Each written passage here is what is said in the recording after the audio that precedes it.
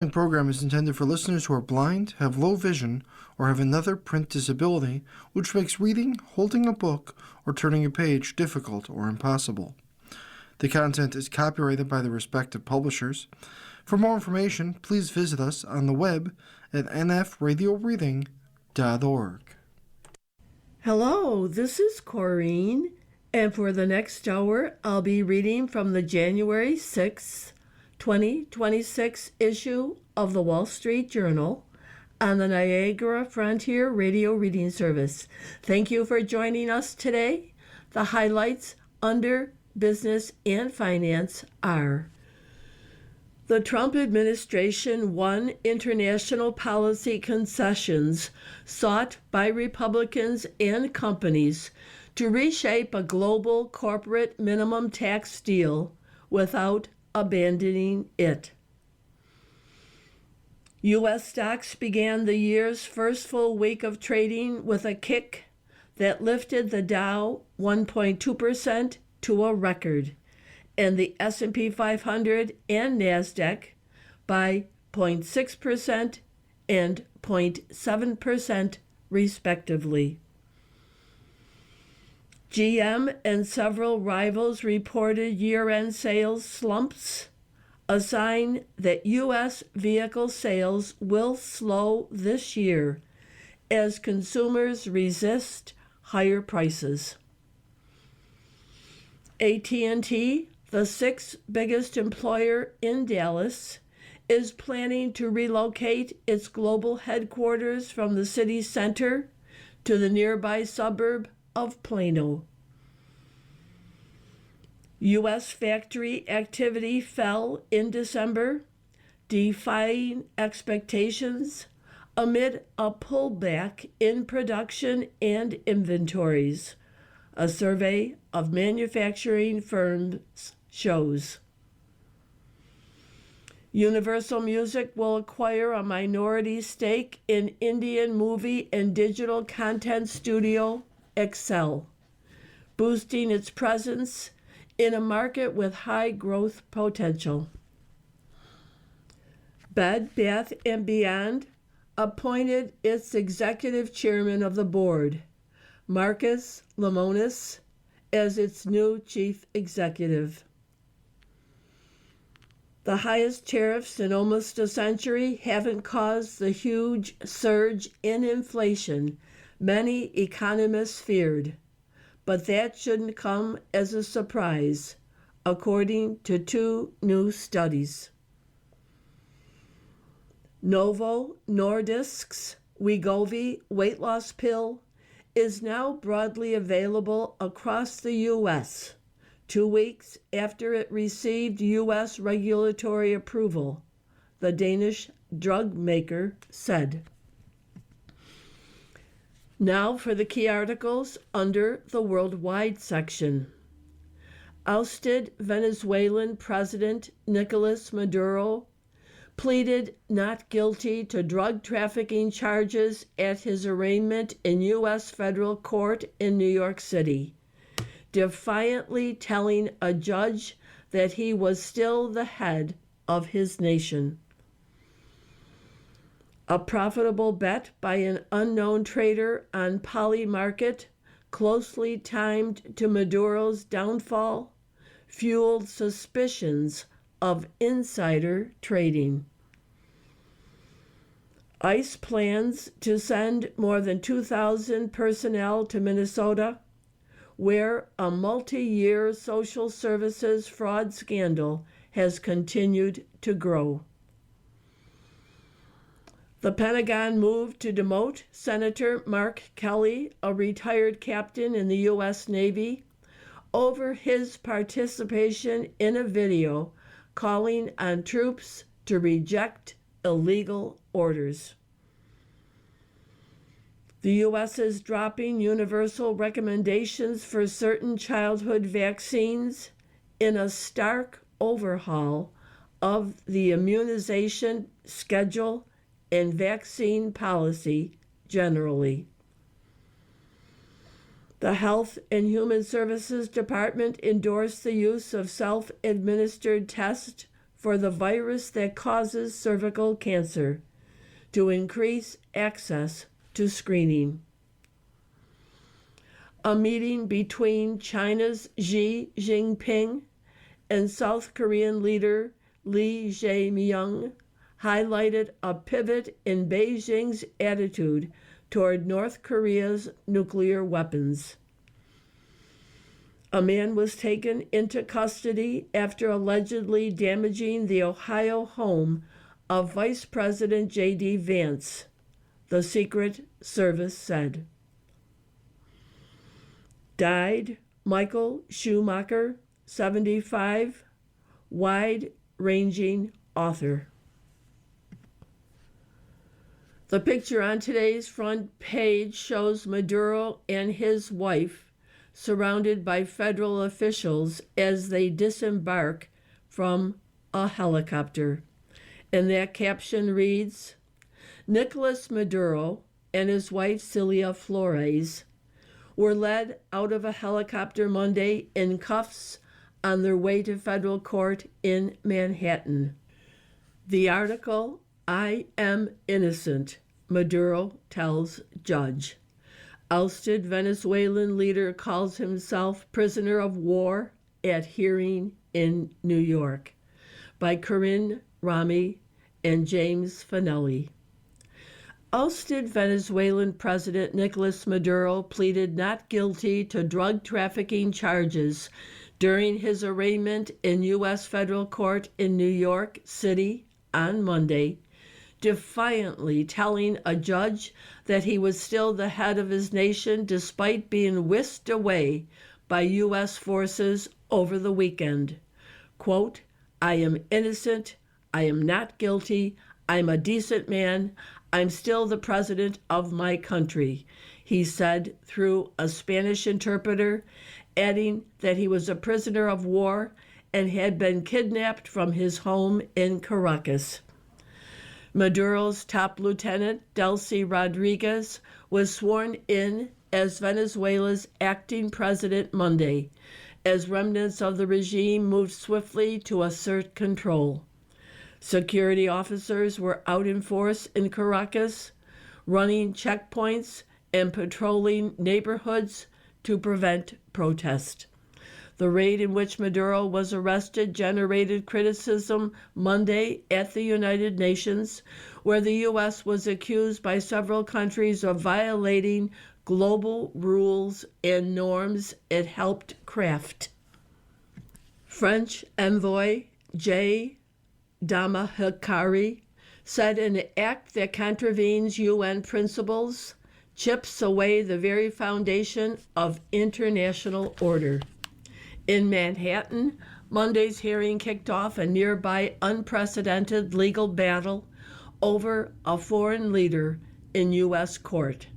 The arrest of a head of a state presents challenges for both prosecutors and the defense, and the two sides could spend years sparring over the legality of Maduro's arrest and charges before he goes to trial. Maduro, who ruled his country for more than a decade, shuffled into court in shackles before being seated next to his lawyer. He shook hands with those around him and wished people in the packed courtroom a Happy New Year. When Maduro continued to argue in court that he was wrongfully apprehended, the judge interjected, telling him there would be a time and place to make those arguments. Maduro's wife, Celia Flores, sat at the same defense table, showing what her lawyer said were signs of injuries sustained during her capture. The Maduros face charges including cocaine importation, conspiracy, and possession of machine guns. The two defendants are being detained at a federal jail in Brooklyn. Their lawyers said neither was seeking bail, but might do so in the future. Maduro's lawyer, Barry Pollock, told the judge that before trial he planned to make arguments about the legality of Maduro's abduction and his immunity as a head of state. U.S. prosecutors had previously charged Maduro in 2020 and by 2025 offered a reward of up to $50 million for information leading to his arrest. The U.S. doesn't recognize him as Venezuela's legitimate president. The new indictment, unveiled Saturday just hours after the incursion into Venezuela, accuses Maduro, Flores, and 4 other defendants with a 25-year-long conspiracy that involved partnering with violent drug traffickers to distribute tons of cocaine to the U.S. Maduro sits atop a corrupt, illegitimate government that, for decades, has leveraged government power to protect and promote illegal activity, including drug trafficking, prosecutors wrote. The indictment alleges that Maduro took steps to advance the conspiracy, including selling Venezuelan diplomatic passports to drug traffickers and ordering kidnappings and murders against people he believed owed him drug money. Outside the courthouse Monday, police set up barriers along the sidewalks, which were packed with dozens of chanting protesters, including some carrying signs saying, USA, hands off Venezuela. Inside the courtroom, a man stood up after the hearing and shouted to Maduro in Spanish. "I'm a prisoner of war," Maduro said in Spanish, as court officers escorted the other man out of the room. The next hearing has been set for March 17th. Other articles from the front page follow. Trump's approach to the Americas: speak loudly and carry a big stick. President signals the U.S. is returning to a policy and an era of interventions. By David Ludnow, Juan Ferrero, and Vera Bergengruen. The U.S. might have decided it no longer wants to be the world's policeman, but the military operation that captured Venezuela's autocratic president shows it is far more willing now to be the enforcer in its own hemisphere. President Trump's audacious decision to seize Nicolas Maduro from his Caracas compound and whisk him to New York to stand trial on drugs and weapon charges heralds a new geopolitical strategy. The U.S. and the U.S. only will dominate the Western Hemisphere. For the Trump administration, that is Washington's core interest, a vision laid out recently in its national security strategy.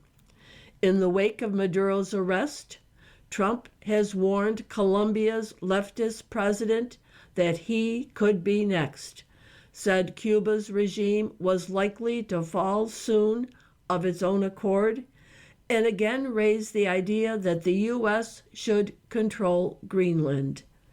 American dominance in the Western Hemisphere will never be questioned again, Trump said Monday. Hours later, the State Department put out a picture of Trump emblazoned with the headline, "This is our hemisphere," echoing Trump's hard-edged rhetoric in an unusually blunt tone for the nation's diplomatic agency. Call it a return of the Big Stick School of Hemispheric Relations, a throwback to U.S. President Theodore Roosevelt. The policy is pushing some Latin American governments to toe the U.S. line, but it could result in pushback from Latin Americans who do not want to see a return of U.S. interventions in the region. It could also anger longtime U.S. allies. Prime Minister Mette Frederiksen of Denmark said any move by the U.S. on Greenland would mark the end of the North Atlantic Treaty Organization Security Alliance, a comment quickly backed up by the UK government. You are listening to a reading of articles and features from the Wall Street Journal on the Niagara Frontier Radio Reading Service. Diplomatic efforts gave way to military action. President Trump grew frustrated after repeated attempts to persuade Maduro to leave office. By Vera Bergengruen, Juan Ferrero, Alex Leary, and Kejel Villas. 6 months before he sent U.S. forces to seize Venezuelan President Nicolas Maduro, President Trump wanted to cut a deal with Maduro, not forcibly remove him from power. During a July meeting in the Oval Office, Trump told advisors that he wanted to keep negotiating with Maduro's regime to reach a deal to give priority to U.S. oil companies seeking to pump Venezuelan crude, opting for diplomacy with the autocratic leader. Trump acknowledged that Secretary of State Marco Rubio, who had long cautioned him against trusting Maduro and believed oil revenues would bolster his regime, opposed the approach. But Trump, according to people briefed on the discussion, said he wanted a deal. We're doing it my way. In late December, the president decided in favor of military action, fed up with repeated efforts to persuade Maduro to leave office in exchange for amnesty for his alleged crimes. The brazen overnight operation on Saturday ended with Maduro in a jail in New York. In Trump's second term, Venezuela quickly became an unlikely convergence point for his priorities. Mass deportations, drug trafficking, the lure of the country's vast oil and mineral reserves, and a long-standing push by Rubio, the son of Cuban immigrants, and other hardliners to depose its brutal regime. Venezuela is a perfect storm. It's everything the Trump administration is concerned about, said Elliot Abrams, who handled Venezuelan affairs in Trump's first term. Trump's fixation on the country's resources, expressed to allies after he took office for the second time, triggered behind-the-scenes jockeying among his advisors and oil lobbyists over the shape of his Venezuelan policy. Trump made it clear he cared more about a bargain from Caracas that served his America First agenda, including cooperation on deportations and favorable oil deals, than pressing for a democratic transition. Ultimately, Rubio and Trump's other hawkish advisors came out on top after they convinced the president that Maduro was a drug trafficking terrorist who wouldn't leave power on his own. For his part, Maduro saw Trump's pressure campaign as a bluff, according to former aides and businessmen close to the regime. On December 23rd, Maduro rejected what he didn't know would be his final offer to leave office. Instead of living out the rest of his days in exile with his family, a helicopter lifted him and his wife out of Caracas and into U.S. custody. Trump, for now, has cautiously embraced the Venezuelan leader's second in command, Delcy Rodriguez. Maduro was provided multiple very, very, very generous offers and chose instead to act like a wild man, chose instead to play around, Rubio told reporters Saturday. And the result is what we saw tonight. White House firms win key concessions in global tax deal. U.S. firms will face minimum taxes in many countries where they operate. By Richard Rubin, Washington. The Trump administration won international tax policy concessions sought by Republicans and companies, reshaping the Biden-era global corporate minimum tax deal without abandoning it. The U.S. had threatened to blow up the agreement last year, warning that it interfered with the nation's prerogative to set its own tax policy. That prompted other countries to seek a path that would accommodate concerns from President Trump and congressional Republicans. The U.S. paused those threats in late June. Then the administration stayed at the negotiating table for the rest of 2025 to reach the consensus announced Monday by the Organization for Economic Cooperation and Development. The updated agreement achieves two main U.S. aims. First, it prevents other countries from imposing taxes on U.S. companies based on the idea that U.S. companies pay too little tax on their U.S. operations. Second, it makes minimum tax math more favorable to the U.S. research and development tax credit and similar incentives elsewhere. Those changes should shield U.S. companies from taxes that would otherwise hit them, and foreign-owned companies won some reprieves, too. Keeping the U.S. inside the global deal is important because it shows continued international commitment to keeping a floor under corporate tax rates. Manel Corwin, the lead OECD official in the effort, said in an interview Monday. Hospitals become test labs for AI by Tae-Ping Chen and Chao Deng. Samir Aboud, chief of emergency radiology for Northwestern Medicine, thought he was already working at maximum speed. In a carefully honed routine, aided by voice dictation, he could finish writing an X-ray report in as little as 75 seconds.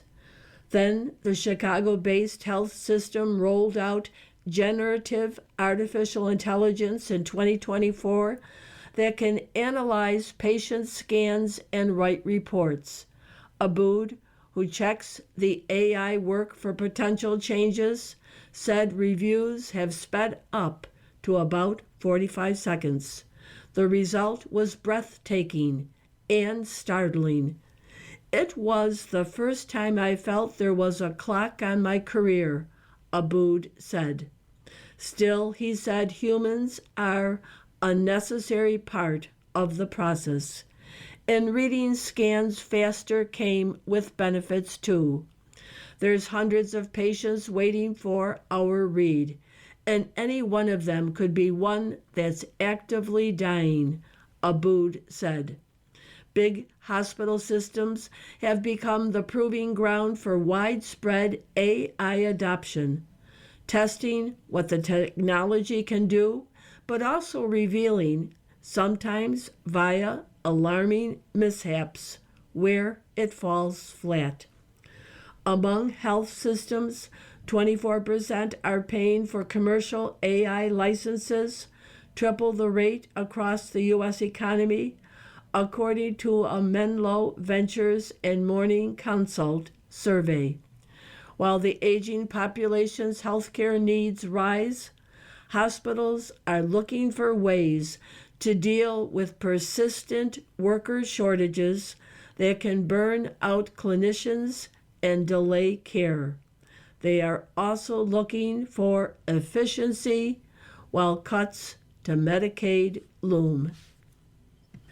AI has especially broken through in some of the least flashy but most labor-intensive hospital tasks, taking notes, fielding patient phone calls, and dealing with insurance claims. Doctors still make medical decisions, though AI can aid the process. Now for other articles within the paper. Trump to freeze social service funds in more states. The Trump administration said Monday it was expanding its freeze on social services funding to California, Colorado, Illinois, and New York over fraud concerns, according to senior administration officials. The government last week cut off Minnesota's federal child care funds following allegations of fraud involving the state's social services system. There is no indication the other Democratic states had similar allegations. The officials confirmed that the Department of Health and Human Services will freeze taxpayer funding in the 4 states from the Child Care Development Fund, the Temporary Assistance for Needy Families Program, and the Social Services Block Grant Program that allows states to tailor services to its population. Minnesota's Democratic Governor Tim Walz dropped his re-election bid Monday in the wake of the fraud scandal. He has said the Trump administration was using the investigations into the fraud as an excuse to cut federal assistance programs. Federal prosecutors allege that over several years, dozens of people siphoned public money from Minnesota's social services operations. And that was by Alicia Luckpath and Meredith McGraw. New article, Governor Walz drops bid for a 3rd term. Minnesota Democrat bows out, bruised by welfare fraud scandal. Klobuchar eyes a run. By John McCormick and Ken Thomas. Minnesota Governor Tim Walz has dropped his bid for a 3rd term amid a massive welfare fraud scandal, a remarkable fall for a politician who had ascended to the national stage in 2024 as the Democratic vice presidential nominee. Senator Amy Klobuchar, the state's senior senator and a 2020 Democratic presidential candidate, is seriously considering a run for his job. 3 Democrats informed of her thinking said. One of the people said she hadn't yet made a decision on the race. A Great Geezer Revival for Aaron Rodgers by Jason Gay. Look who RSVP'd. Aaron Rodgers is back in the playoffs. The peripatetic 42-year-old quarterback, poet, philosopher, and Pat McAfee content machine remains among the football living after Pittsburgh eliminated Baltimore 26-24 Sunday night in a messy do-or-die doozy in which the kickers for both teams missed critical kicks in the final minute. Winning ugly, really ugly, but they'll take it. Who wouldn't? It's a mighty accomplishment after a sterling late career performance.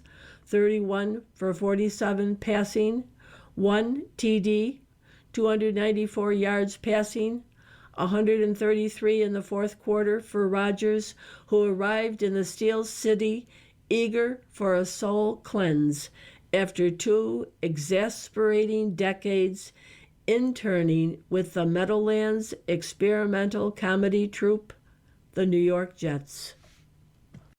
Did I say 2 decades? Sorry, 2 years. It sure felt like 2 decades.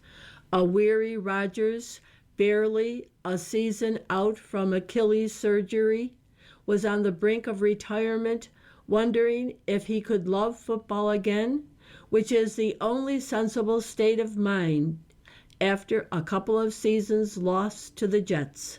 The Steelers offered what the Jets couldn't: tradition, stability, a long-term coach, and the ability to get through a Sunday afternoon without the rest of the country pointing at the television and laughing. After a bit of an exhausting intrigue, will he or won't he?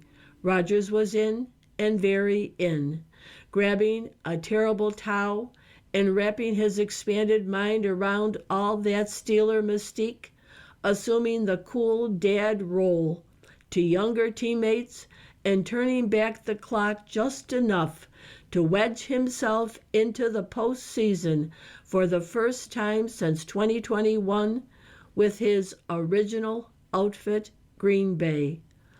Lot of gratitude for the journey, Rogers said when it was over.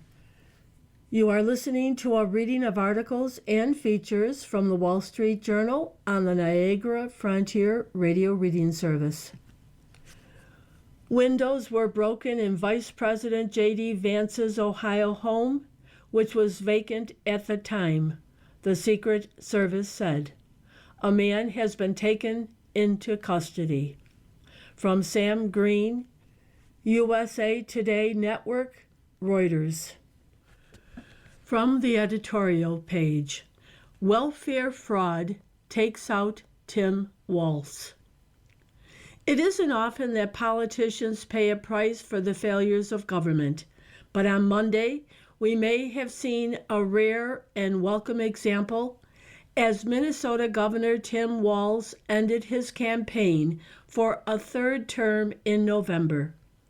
The transparent reason is that the state's sundry welfare scams have become a political vulnerability for him and his fellow Democrats. More than 90 defendants have been charged in schemes to defraud Minnesota's various welfare programs. The first indictments were filed under Joe Biden and involved a pandemic-era program for feeding children when schools were closed. But the scope of the investigations has grown as prosecutors uncover how more programs were looted. Defendants allegedly set up sham businesses and falsely claimed to provide meals to children, paid kickbacks to parents to enroll kids without autism in autism treatment, and billed Medicaid for phony housing services to addicts, among other scams. Some state workers raised red flags about the apparent fraud, but the money kept flowing. Mr. Walz at first defended the welfare grift as a regrettable consequence of his state's charity. Quote, right now, we're the most generous state in the nation when it comes to these programs and services, and we should be proud of that, he said last April. He has largely stuck to that line, though he has recently promised, under political pressure, to do more to stop criminals. As the welfare heist has drawn national attention, Democrats have blamed Mr. Walz and claimed the problems are isolated to Minnesota. While the state's lax spending oversight enabled the fraud, its vast entitlement programs invited it. When government throws around money with little concern for results, this is what happens.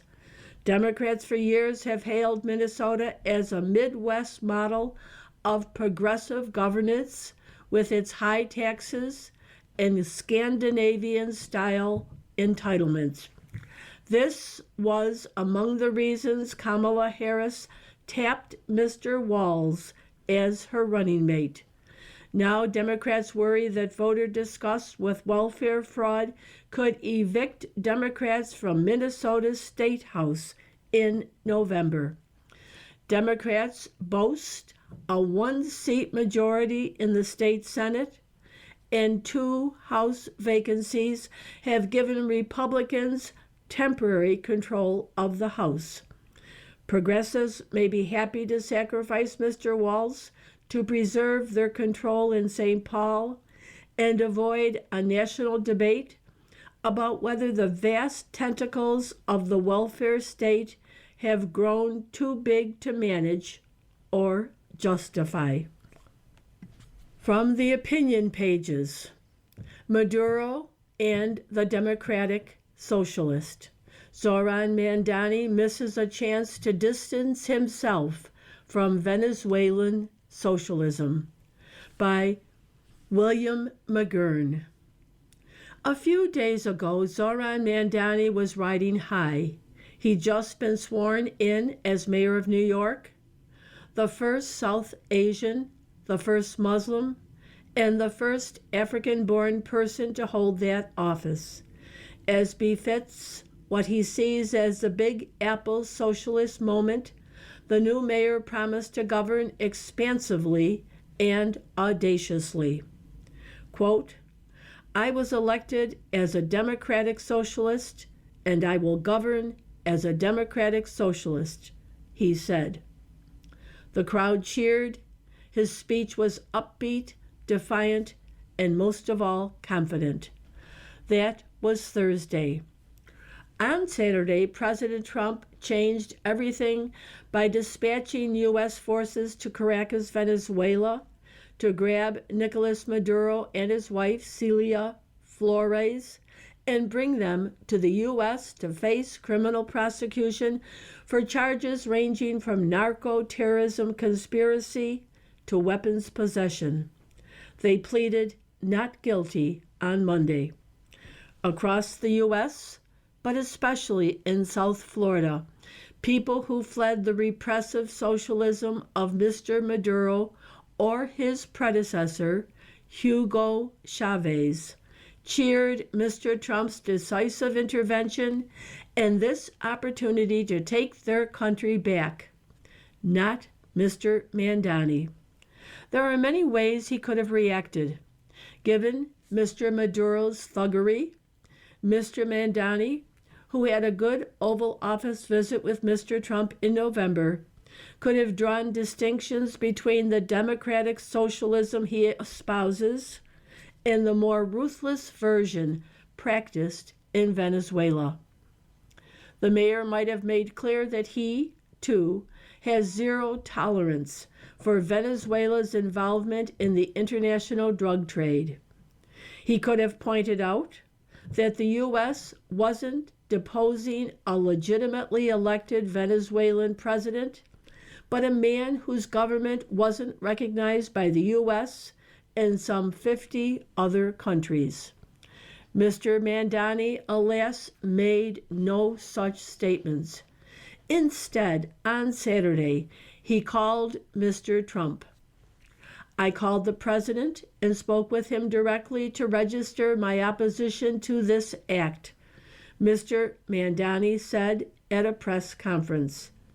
And to make clear, it was an opposition based on being opposed to a pursuit of regime change, to the violation of federal and international law.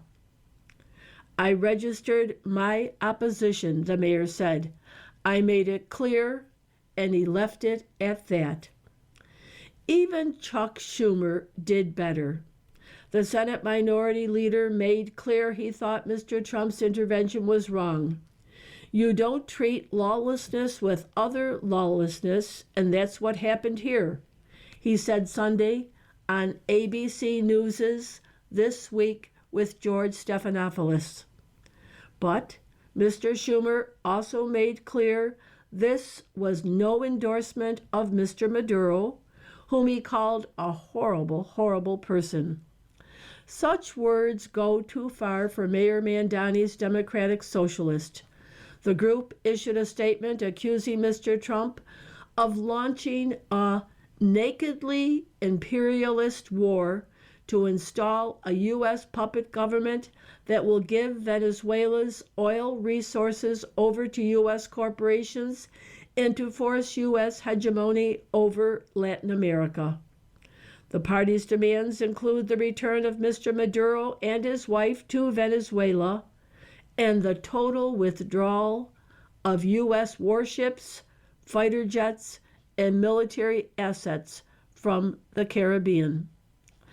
There are legitimate questions the Trump administration will have to answer about this intervention and what's to follow. But for Mr. Mandani and his Democratic Socialist, Mr. Trump's intervention represents an existential crisis. It raises a fundamental question. Is their socialism really all that different from Mr. Maduro's? The Democratic Socialist website puts it this way: our vision pushes further than historic social democracy and leaves behind authoritarian visions of socialism in the dustbin of history. Mr. Mandani's election was taken as a sign that the socialist movement had mellowed and matured. Today, in America, socialism is more Zoran Mandani's smile than Bernie Sanders' scowl. And some of the mayor's most troubling statements on, say, Israel are offset by his pleasant image. He looks more like a Columbia grad student than the stereotypical bearded revolutionary. Just before Christmas, in what now seems like the distant past before the U.S. military captured Mr. Maduro, these questions about socialism were still largely abstract. On December 21st, the New York Times ran a piece on a Democratic Socialist of America convention in New Orleans Hilton. Attendees, said the Times, were galvanized by Mandani's big win in New York. In the understatement of the year, the Times admitted that the Democratic Socialist biggest challenge may have nothing to do with Donald Trump or Zoran Mandani, but with socialism itself. Some of its policies, says the paper, even if pursued, may not work. You are listening to a reading of articles and features from the Wall Street Journal on the Niagara Frontier Radio Reading Service. 4 myths about the capture of Nicolas Maduro. In the reality, it was a superbly executed act of strategic opportunism that removed a vexing enemy. By Gerard Baker. For someone so valuable, loquacious, President Trump isn't the most effective at articulating a rationale for his strategic thinking. His foreign policy is so unusual in the context of recent history that almost every action he takes is subject to a range of fevered interpretations from friends and critics alike. So it was last week, following the military operation to remove Nicolas Maduro, dictator of Venezuela, and bring him to the U.S. for trial. The daring enterprise has engendered a host of grand theories about Mr. Trump's strategic decision-making, the ideas behind it, and its implications. In all these exegesis, critical interpretations, there are at least 4 myths and 1 important truth. Myth 1. This was a law enforcement operation to bring to justice a notorious narcotics trafficker. The officially stated reason for Operation Absolute Resolve is also the least plausible. I have great regard for Jay Clayton, the U.S. Attorney for the Southern District of New York, and I have no doubt he will bring a watertight case against Mr. and Mrs. Maduro, but no one buys the claim that this was an initiative primarily in pursuit of criminal justice. Mr. Maduro and his wife pleaded not guilty Monday. For one thing, the last Latin American head of state convicted in a U.S. court on drug trafficking charges was just granted a pardon by Mr. Trump. So the administration's commitment to rooting out narco presidents seems less than solid. For another, Mr. Trump, with his characteristically blunt capacity to say things that contradict his own officials, waxed lyrical all weekend about the operation's blessings for Venezuelan freedom, democracy, oil, and the Don Roe Doctrine. Which brings us to myth 2. The removal of Mr. Maduro will result in an energy bonanza for the U.S. The prospect of access to oil was surely a big factor in the decision to effect a regime change, but its implausibility lies in the unlikelihood of its being realized. There has been excited commentary about how Venezuela sits atop 300 billion barrels of oil, but how that means, at current crude prices, that the U.S. just took control of an asset worth $17 trillion. This is flawed thinking geologically, mathematically, and economically. The country's heavy oil isn't easily extracted. It will require massive capital expenditure to get back to the 3 million barrels a day the country was producing a few years ago. In the unlikely event it did open up significant additional production, the addition to world supply would depress oil prices. For many U.S. energy producers, $50 a barrel oil is below production cost. Whatever benefits may flow from Venezuela won't change America's energy equation. Myth 3. This latest exercise in U.S.-led regime change represents the ultimate discrediting of America First foreign policy restrainers. Representative Marjorie Taylor Greene, transfigured in the media from her previous role as everyone's favorite nut job to her new status as a sagacious observer of geopolitics, was widely quoted making this case. Regime change, funding foreign wars, and America's tax dollars consistently funneled to foreign causes is what has most Americans enraged, she tweeted. But Mr. Trump's foreign policy was never as restrained as some of his supporters wanted it to be. As he showed in his first term with the successful strikes against Iran's Qasem Soleimani and Islamic State's Abu Bakr al-Baghdadi, he has never been shy about deploying U.S. force. The same was true for the attack on Iran's nuclear facilities last summer.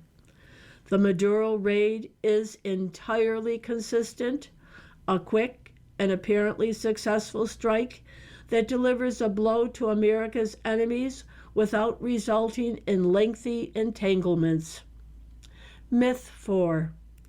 The operation is a disastrous break with U.S. historical respect for international law and sets a terrible precedent that will be exploited by Russia and China as an excuse to achieve their own objectives. Give me a break. 2, actually. First, the U.S. has a long history of removing unfriendly leaders on questionable legal grounds going back at least 3/4 of a century. From Iran's Mohammad Mossadegh in 1953 to Chile's Salvador Allende in 1973, Panama's Manuel Noriega in 1989, to Iraq's Saddam Hussein in 2003, and many more in between. What's more, this latest action hardly constitutes a green light for dictators everywhere. Senator Mark Warner, Democrat from Virginia, suggested the seizure of Mr. Maduro would now be emulated. What prevents China from claiming the same authority over Taiwan's leadership? What stops Vladimir Putin from asserting a similar justification to abduct Ukraine's president? I have news for Mr. Warner. Mr. Putin was not declined to capture Volodymyr Zelensky because of his deep regard for the niceties of law. Xi Jinping, fresh off defying international law in the South China Sea and tearing up his country's treaty with the UK over Hong Kong, isn't somehow being prevented from seizing Taiwan's leader because some lawyer in Beijing has been telling him that isn't how America behaves. So much for the myths. The reality is this: the Maduro grab was a superbly executed act of strategic opportunism that removed a troublesome enemy in the region most vital to U.S. interest. Ultimate judgment on it will rest on its long-term outcome. But for now, it sends a message to friends and foes alike. We have the capacity and the will to eliminate ruthlessly those who would cause us harm. Will Trump's resolve hold up? Beijing, Moscow, and Havana will seek to engineer a quagmire for Washington.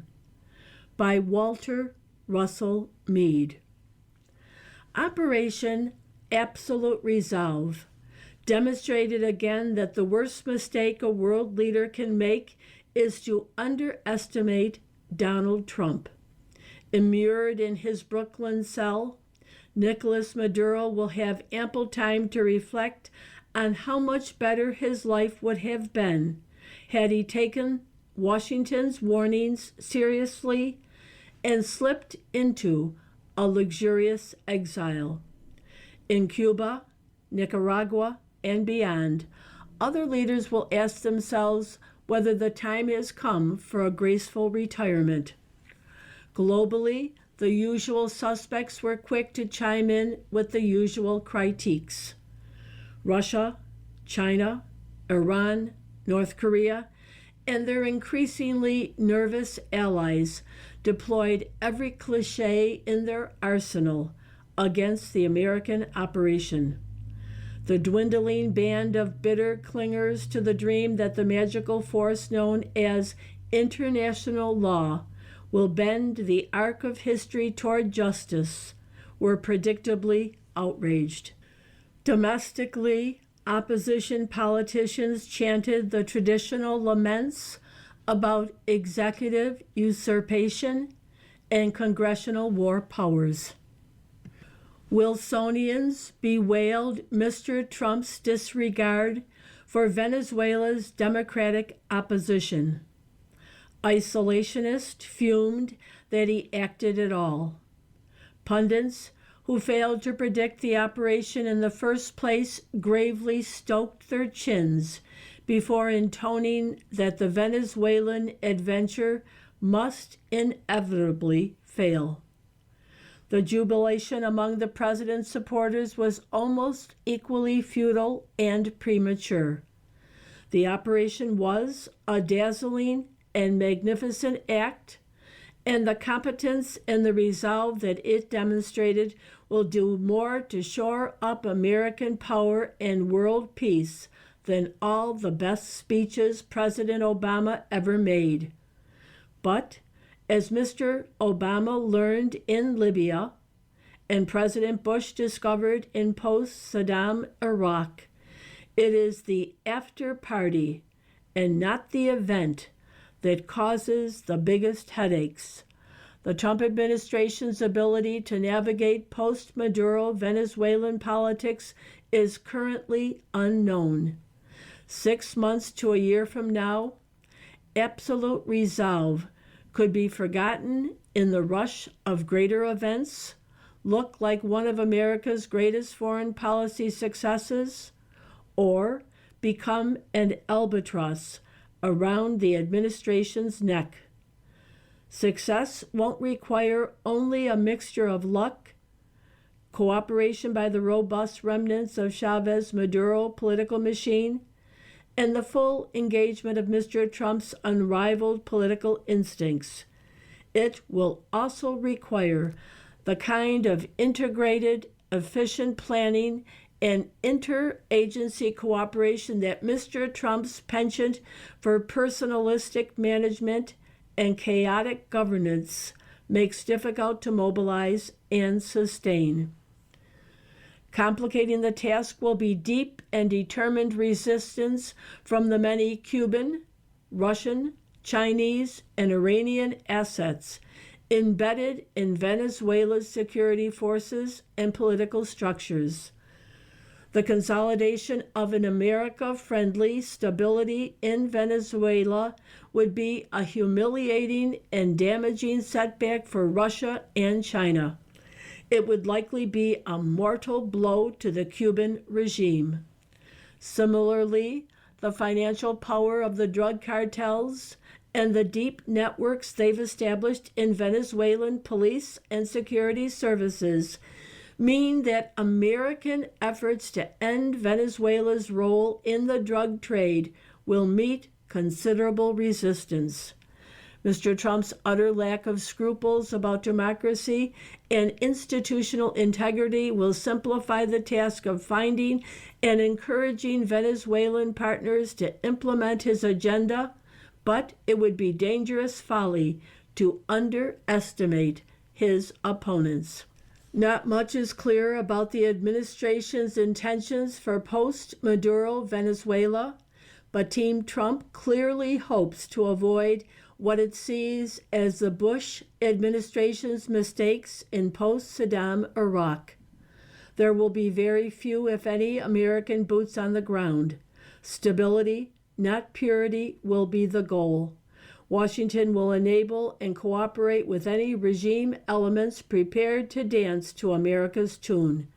We should expect to focus on restoring and increasing Venezuelan oil production as a paramount American goal. The blowback from absolute resolve won't be confined to Venezuela. China and Russia will rightly look at the American strike against Mr. Maduro as a challenge to their power and prestige. The strike on Venezuela, like last summer's Operation Midnight Hammer against Iran, was an American attack on the revisionist axis, where the axis was weak. Planners in Beijing and Moscow will be hunting for areas of American weakness as they look to retaliate. Terror strikes, escalation in Russia's military campaign against European targets, escalation in the undeclared cyber war now raging between the West and its enemies. Since the Vietnam War, America's enemies have identified the fickleness of public opinion as Uncle Sam's great weakness. We are unbeatable when it comes to shock and awe, but we do less well at grinding wars of attrition. Further, the divisions in American society that Chinese and Russian propaganda and intelligence operations attempt to exacerbate at every opportunity are particularly acute in the Trump era. Countering the success of Operation Absolute Resolve will be job number one in Havana, Moscow, and Beijing. Turning Venezuela into another quagmire will be the first and most obvious goal. Escalating the international